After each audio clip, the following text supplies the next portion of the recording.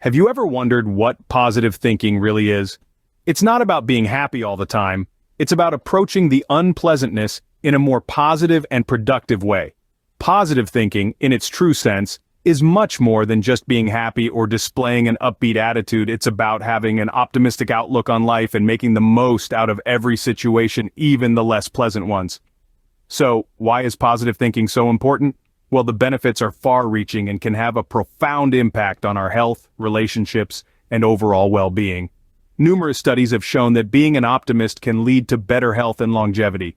It can help you manage stress more effectively, handle adversity with grace, and even improve your physical health.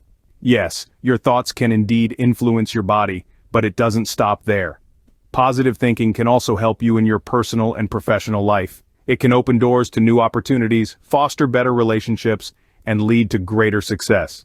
When you view life through a lens of positivity, you tend to see and seize opportunities that you might otherwise overlook. Now you might be wondering, how do I start thinking positively?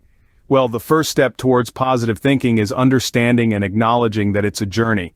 It takes time and practice to replace old habits and thought patterns with new ones. But the good news is, it's entirely possible, and the benefits are worth the effort. Think of your mind as a garden. The thoughts are seeds, and you are the gardener. You can choose what seeds you plant, whether they are positive or negative. The more you tend to your garden, the more beautiful it becomes. The same goes for your mind. The more you practice positive thinking, the more your mind will lean towards positivity.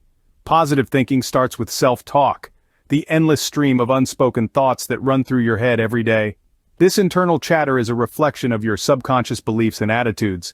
By consciously steering this self-talk in a positive direction, you can start laying the foundation for a more optimistic outlook on life. In the next segment, we'll explore how you can understand and transform your current thought patterns. So, stay tuned. To train your thoughts to be positive, first, you need to understand your current thought patterns. Our minds are like busy highways, teeming with thoughts that whiz by all day long. Some of these thoughts are positive, some are neutral, and unfortunately, some are negative. These negative thoughts, if left unchecked, can become habitual, creating patterns that shape our perceptions and behaviors. But what exactly are these negative thought patterns? Let's break them down. First, we have filtering. This is when you magnify the negative aspects of a situation and filter out all positive ones. For instance, you could have a day filled with productive meetings and pleasant interactions, but one small criticism from a colleague becomes the only thing you remember. Next, there's personalizing. This is when you automatically blame yourself when something bad happens. For example, if you're part of a team project that fails, you assume it's all your fault, overlooking the fact that it was a collective effort. Then, there's catastrophizing. This is when you always expect the worst. If your boss calls you into her office, you immediately assume you're about to be fired, even if there's no reason to believe that. Finally, we have polarizing. This is when you see things as only good or bad or black and white. You feel like you have to be perfect or else you're a total failure. These patterns of negative thinking can be subtle and ingrained, making them hard to notice, but they have a big impact on how we view ourselves and the world around us. To change these patterns, you first need to identify them. Start by observing your thoughts without judging them. Notice when you're filtering, personalizing, catastrophizing, or polarizing. Write these thoughts down if it helps. Recognize them for what they are, just thoughts, not facts. Awareness is the first step towards change. Once you understand your negative thought patterns, you can start to shift them. Now that you're aware of your negative thoughts, it's time to challenge them. The mind is a powerful tool, and with it, we can question the basis of our negative thoughts.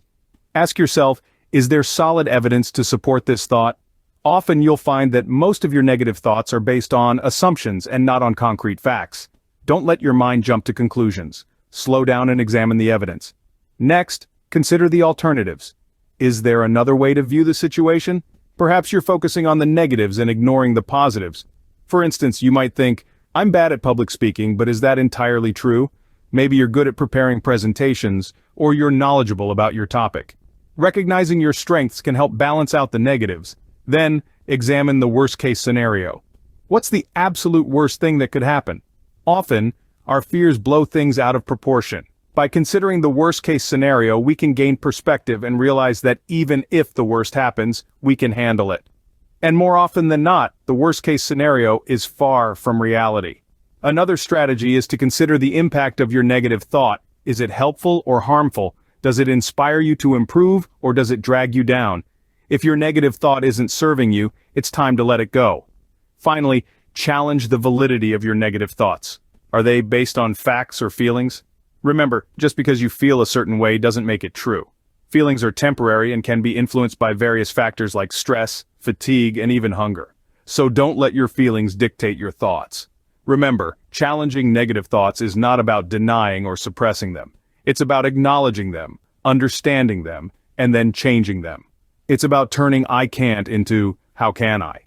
and "I'm not good enough" into "what can I do to improve?" It's about taking control of your mind rather than letting it control you.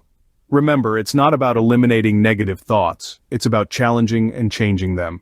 Once you've challenged your negative thoughts, the next step is to replace them with positive ones. And how do you do that? Well, it's all about developing positive affirmations and visualizing positive scenarios. Now, what are positive affirmations? They're statements that can help you challenge and overcome self-sabotaging and negative thoughts. When you repeat them often and believe in them, you start to make positive changes. They could be as simple as "I am capable" or "I am worthy of success and happiness." But it's not enough to just say these affirmations. You need to believe them, to feel them, and that's where visualization comes in. Visualization is a technique where you imagine yourself in a desired situation or achieving a particular goal. It could be acing a presentation or enjoying a peaceful vacation, or even just enjoying a cup of coffee on a sunny morning. When you visualize, you're creating a positive scenario in your mind. You're telling your brain that this is possible, that this is achievable. And your brain, it's a powerful tool. It can't differentiate between what's real and what's imagined. So, when you visualize, your brain takes it as a reality and starts working towards making it come true. Now, here's the important part. Practice and repetition. Just like learning a new skill or building a new habit, ingraining these new positive thoughts into your mind takes time and repetition. It's not a one-off thing. You need to practice your affirmations and visualizations daily. And remember, it's okay to falter. It's okay to have a negative thought sneak in every now and then. Don't beat yourself up for it. Acknowledge it, challenge it, and replace it with a positive one. It's a process, and each step you take is a step towards a more positive and happy you. Replacing negative thoughts with positive ones takes time and consistency. Be patient with yourself. You're doing great, and remember, every positive thought you have is a step towards a happier, healthier you. Another powerful tool in your positivity toolkit is gratitude. Gratitude is the conscious appreciation of what is valuable and meaningful to oneself. It's a recognition of value independent of monetary worth. Spontaneously generated from within, it's an affirmation of goodness and warmth that flows from you to the universe. Now, how does gratitude benefit us? Gratitude can improve our mental health, increase resilience, and even boost happiness levels. It's like a positivity magnet, attracting good vibes and banishing negativity. So how can we cultivate gratitude? Simple. Start with a gratitude journal. Each day, write down 3 things you're grateful for. They don't have to be grand. A comforting cup of coffee, a call from an old friend, the smell of rain, anything that made your day a little brighter, or if you prefer, make a daily gratitude list. Gratitude can shift your focus from what's wrong in your life to what's good, fostering positivity. Your environment significantly influences your thoughts. Surround yourself with positivity. Immerse yourself in an environment that uplifts you. Let's talk about 3 ways to do that. First, the people you spend time with. Are they full of energy and optimism? Do they inspire you? If not, it might be time to seek out those who do. Positive people radiate energy that can boost your mood and perspective. Second, the media you consume. Is it inspiring or does it drain you? Choose books, movies, music, and social media that fuel your positivity. Remember, what enters your mind can shape your thoughts. Third, your physical space. A clean, organized, and bright environment can help foster positive thoughts. Fill your space with things that bring you joy. Perhaps a favorite piece of art, a plant, or even a motivational quote. Remember, positivity breeds positivity. Keep these tips in mind as you cultivate your positive environment. It's a critical step in training your thoughts to be positive. Developing a growth mindset is another key strategy in training your thoughts to be positive. Growth mindset. Now, what does that mean exactly? Well, a growth mindset is the belief that our intelligence, skills, and abilities are not fixed traits, but rather, they can be developed and improved through dedication and hard work. It's the idea that we're not born with a fixed amount of intelligence or talent, but we can always learn, grow, and improve. But how do you develop a growth mindset? It starts with embracing challenges. Instead of avoiding difficulties, see them as opportunities to learn something new. When you encounter a setback, don't think, "I'm not good at this," but rather, "What can I learn from this?" Next, persist in the face of obstacles. Don't give up when things get tough. Instead, keep going, keep trying, keep learning. Remember, failure isn't a sign of inability, but a stepping stone towards success. Also, learn to see effort as a path to mastery. Hard work isn't something to be avoided, but something to be embraced. The more effort you put into something, the better you'll become at it. And finally, learn from criticism. Constructive feedback isn't an attack, but an opportunity to improve. Instead of getting defensive or discouraged, use it to grow and get better. Now, why is a growth mindset so beneficial? Well, research has shown that individuals with a growth mindset tend to have greater resilience, higher motivation, and better overall happiness. They're more likely to persevere in the face of adversity, stay motivated to achieve their goals, and maintain a positive outlook on life. In essence, a growth mindset is a powerful tool in training your thoughts to be positive. It encourages you to see challenges, effort, and criticism not as threats, but as opportunities for growth and learning. With a growth mindset, you can view challenges as opportunities for growth, fostering positivity. Last, but certainly not least, incorporate regular mindfulness practice into your routine. Mindfulness, in essence, is the practice of being fully present in the moment, aware of where we are and what we're doing, but not overly reactive or overwhelmed by what's going on around us. It's like taking a mental step back to observe our thoughts and feelings without judgment. Now, how can this help train our thoughts to be positive? Well, mindfulness helps us become more attuned to our mental chatter, enabling us to identify negative thought patterns early on.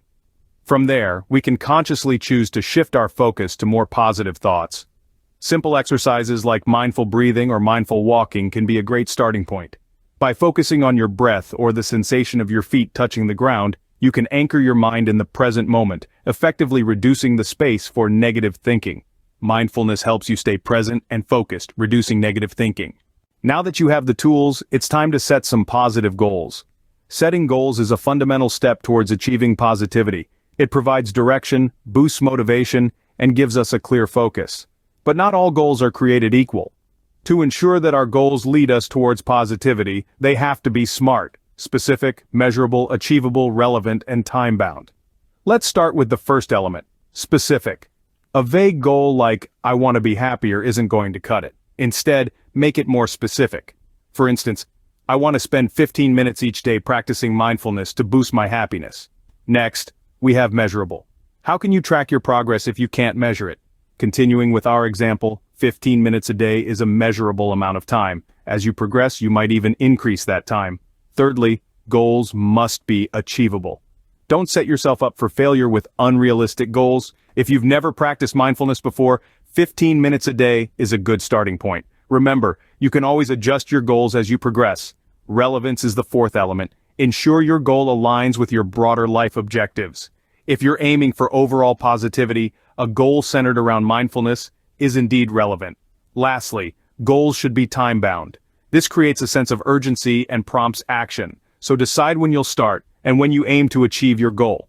Remember, the purpose of setting positive goals isn't to add more stress to your life. It's to guide you on your journey towards a more positive mindset. If you find that a goal is causing more anxiety than positivity, it's okay to adjust it. Setting positive goals is like planting seeds. Initially, you might not see much happening, but with time, patience, and consistent care, those seeds will grow into strong, beautiful plants.